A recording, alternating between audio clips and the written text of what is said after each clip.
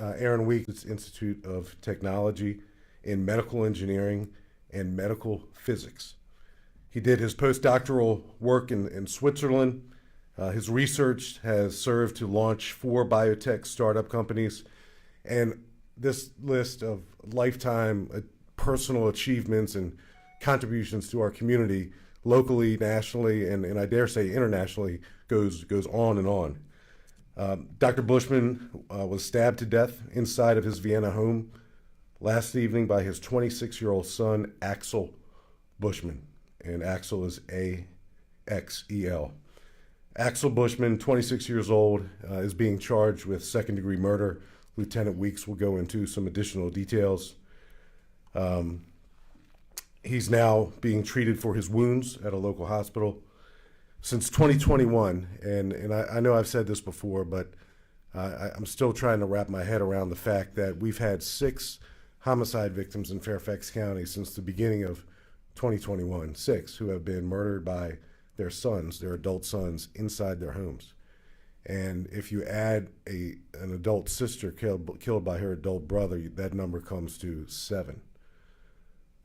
7. So that's something that continues to plague the community. And I've spoken anecdotally about the reasons and the despair and the isolation and the family dynamics surrounding COVID and the way we have been living as a society for the past couple of years. And I don't know to what degree that played a case here, but in the event that the logical question is why, that we're thinking really hard about that.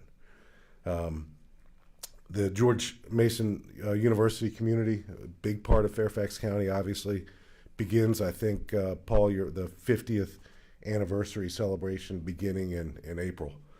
So I know Dr. Buschmann meant so much to not only our community, but George Mason and in the international academic and research world.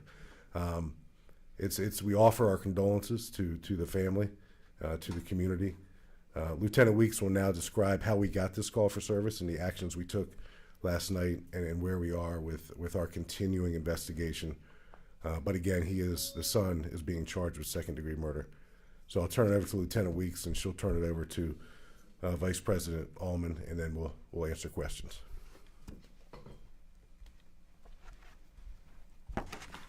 Thank you, Chief. We're here under terrible circumstances. Yesterday evening, approximately 5:30 p.m., the Fair Oaks District Station responded to several calls for service. Multiple community members called in stating they had seen an individual walking down the road covered in blood. When officers arrived on scene, they did locate the man. They created a dialogue with him and walked along with him towards the town of Vienna. In doing so, during that conversation, he did discard what we later found out to be a knife, and he continued that conversation. Officers were eventually able to have a conversation with him, and he sat down, and he was ended up being taken into custody, not custody, but he ended up being taken to the hospital because he had multiple lacerations to his neck, and he was covered in blood. At the hospital, they were able to verify the man's identity as Axel Buschmann. He's 26 years old. Police responded to his address, which is located in the 9800 block of Palace Green Way in Vienna, for a welfare check based on some statements he had made. Officers, when they arrived on scene, officers located, looking through the window, they were able to see 2 feet laying on the ground. Officers made entry into an unlocked door in the home, and they unfortunately came across the tragic, across Dr. Michael Buschmann, who's 59. He was unresponsive. He was pronounced deceased on scene. Detectives from Major Crimes Bureau, our crime scene, our technical investigative unit, as well as other entities on the police department responded out to this address. He was charged, Axel Buschmann was charged with second-degree murder. He is currently, as the chief said, he is currently in the hospital, and he will be taken into custody at that point as soon as he's released from the hospital. At that point, I will release it or hand it over to Vice President Allman. So good afternoon. My name is Paul Alvin. I'm the Vice President and Chief of Communications for George Mason University. And I want to start by saying on behalf of the university, thanks to the Fairfax County Police Department for their work on this. we are, crushed and anguished by this shocking news of Professor Buschmann's tragic death. And he was an eminent scholar. He was recruited here in 2017. He did chair the bioengineering department at our College of Engineering and Computing. Of most note, much has been said about him already. He was very recently working on technology that would make mRNA vaccines, like the COVID-19 vaccine we all have, less costly, with fewer side effects, and more widely available to the world. So we did lose a great mind, a great teacher, and by all accounts, a good and decent human being.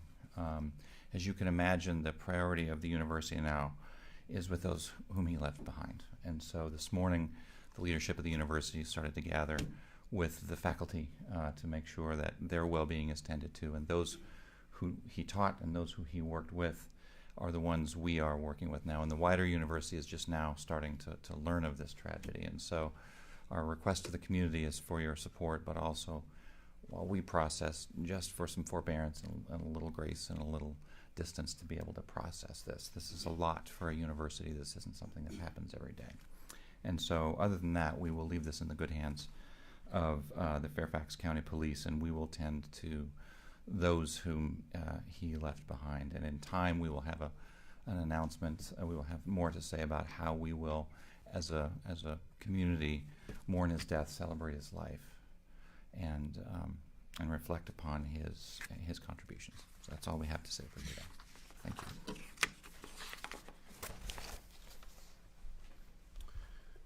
Thank you, Paul. Any questions, Sierra? Chief, of course, this is still under investigation, but any motive in mind at this time? No, none that we can speak of. But as you said, the investigation's ongoing. Terrible tragedy, and we hope to get to the point where we share a motive.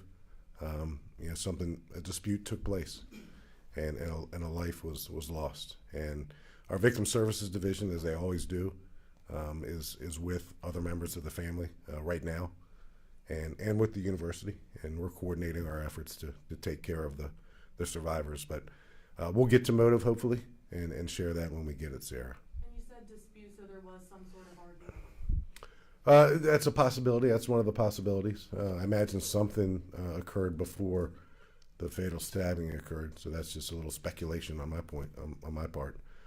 But our investigation will get to the bottom of it, like it always does. It's closed by an arrest, but that's not good enough. We want to figure out why, and then we want to work with the broader community to find out ways to do the impossible, to put our nose under the tent and get inside people's homes. And by get inside people's homes, I mean that figuratively, to see what we can do about ongoing family disputes before they turn deadly, because that certainly is a trend and a pattern locally and probably nationally. And around that time, we had heard a dispatch call saying a father was harassing them. Not sure if it was Axel who called 911 or who it may have been, but do you know if there was a back and forth between the father and son in regards to being stabbed? Yeah, I don't know those details, and I'll glance over at Lieutenant Weeks if she wants to fill it in. But if we don't know that, we can find out and get back to you. I watched a good portion of the body camera footage when we got that call for service for a man with no shirt, armed with a knife, with blood on his torso and a significant amount of blood. Our police officers, and we just spoke to the Board of Supervisors about de-escalation and time and distance. Our police officers did an outstanding job communicating with this man armed with a knife as he walked down the street, and they used time and distance, and it was kind of a moving, dynamic de-escalation, best I've ever seen, or one of the best I've ever seen. But he was armed with a knife, and police officers, one of the veteran officers, police officer Manthe, I don't know if he's an MPO, but he was a veteran police officer, was talking to him the whole time, and he eventually dropped the knife, and we were able to safely bring him into custody. But that could have been something else, very, very easily. Paul Wagner. His wounds, Axel Buschmann's wounds, self-inflicted? That's certainly a possibility. We're not there yet with a conclusion on his the nature of his wounds, Paul. He's being treated for those wounds right now. We don't know yet, but that's certainly a strong possibility. And what's the history of calls of service to the house? Well, the family's only lived in Vienna since 2017, I believe. George Mason recruited them, came down in 2017 or so. He came to George Mason. I don't know how long he lived there. Yeah, I think the information I have preliminarily is the family's been here since 2017. I think before that they were in Massachusetts, and before that they were in Montreal. I think Dr. Buschmann, Professor Buschmann, and his wife actually met at MIT. So they haven't been here very long. I think we have one call for service at the home in Fairfax County. But just that, do we want to describe? You want to describe that? Do you know anything about it? Yes, sir. Yeah, police responded in 2019 for one call for service. It had nothing to do with a domestic-related incident, but we are aware of that incident. And maybe Mr. Alvin can answer this. I understand the family lost another son tragically years ago. Is that correct? I don't have any information on that. I'm sorry. That is part of our investigation as well. Being so short into it, we are looking into just gathering all the history having to do with the family, as we normally do in these type of cases. You know anything about that one? We are aware of something similar, but like I said, we're still trying to investigate that and confirm all information. Something similar in what do you mean by similar? So the loss of a son. We're aware that the other son lost his life, and the details of it we're still attempting to determine what they were, but not similar to this particular incident. Not And last, domestic. Pardon, Not sir? domestic. No, ma'am. No, ma'am. Chief, speak a little bit more about the stat that you gave us a minute ago about how many adult children have been involved in the murders of their parents. Yeah. I think I covered one just a few months ago with the.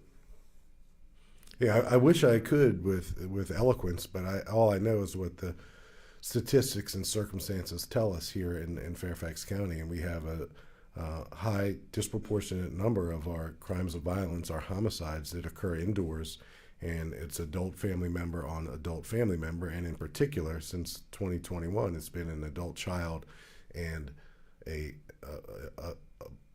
aging parent. Now, 59 is not old, but we've had some of our homicide victims in their 70s in the past year who died at the hands of their adult children. So the approach that I think we have to take as a society is to determine if we're doing enough with intervention. Are we doing enough with our mental health providers and the services we provide people who are in crisis? And I'll say, our commitment to co-responders in Fairfax County is strong. The Board of Supervisors just made a budgetary commitment to us, or is on the verge of making a budgetary commitment to us, so we can add several more crisis intervention trained officers to our co-responder program. So co-responders is alive and well here in Fairfax County. We're in phase 1. It's going to get bigger and stronger and better over time, but we need to do more of it, and I'm sure that need extends beyond the borders of Fairfax County. And where was Mrs. Buschmann? She wasn't at home at all. I don't know exactly where she was, but she was not at home at the time of this murder. Is it just the mother, father, and son who lived in the home? Preliminarily, I believe that's the case. Can you describe the knife, Chief?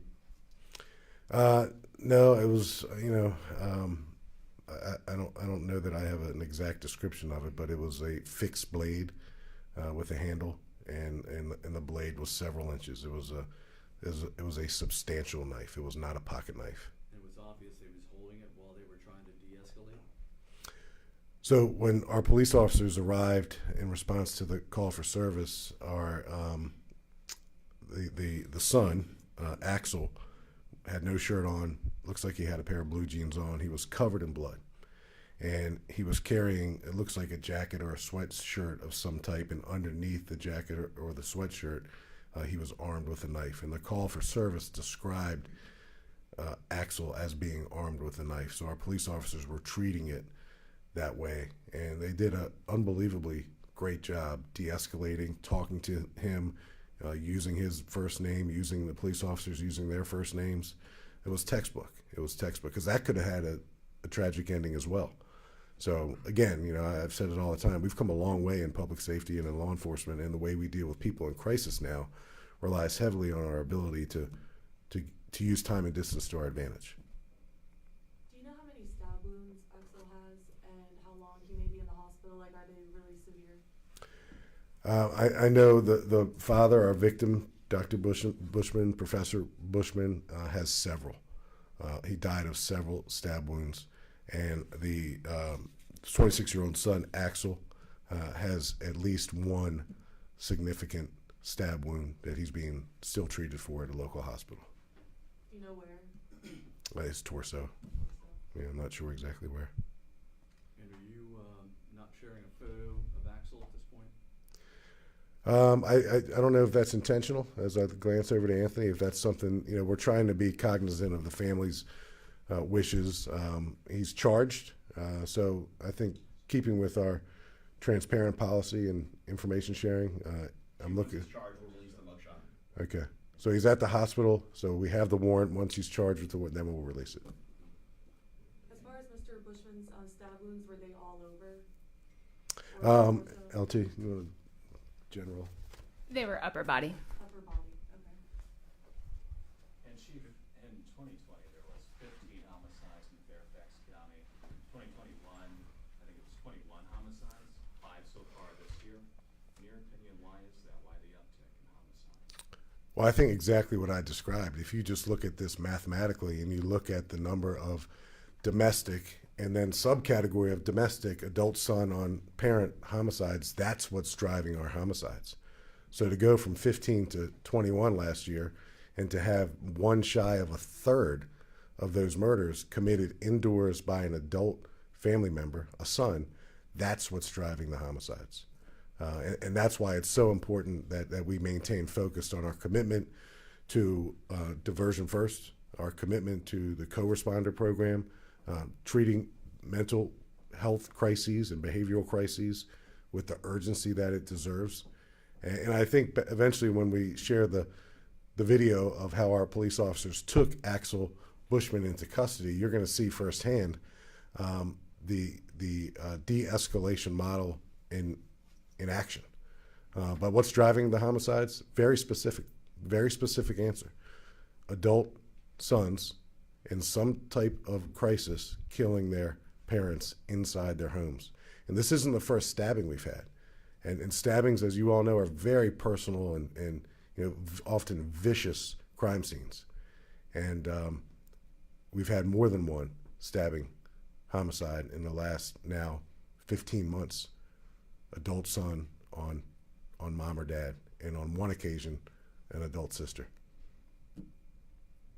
Vice President Paul Alvin, I know you briefly described what Mr. Bushman did at the university, but could you just give any insight to the type of person he was? What we started hearing this morning, I personally did not have the opportunity to meet him, but what we heard from his colleagues this morning who knew him and were beginning the process of reflecting and remembering, first and foremost was his relentlessly inquisitive nature. Part of what made him such a brilliant scientist was he always wanted to know the answer to the next question, to the point where even Dr. Washington, our president, said, boy, he just kept asking the next question and asking the next question. He was a great teacher. His students, as we understand, really valued his classes and learned from them. He was very excited, as I understand, about this work on helping to make these vaccines cheaper, better, and more available. And so I think, like many of these eminent scientists, they're not just after the science, they're after the human good that comes from those. And this seemed to be that inquisitive nature and then that really intrinsic drive to turn his scientific knowledge into doing good for humanity seemed to be what made him, to know him really was to love him. So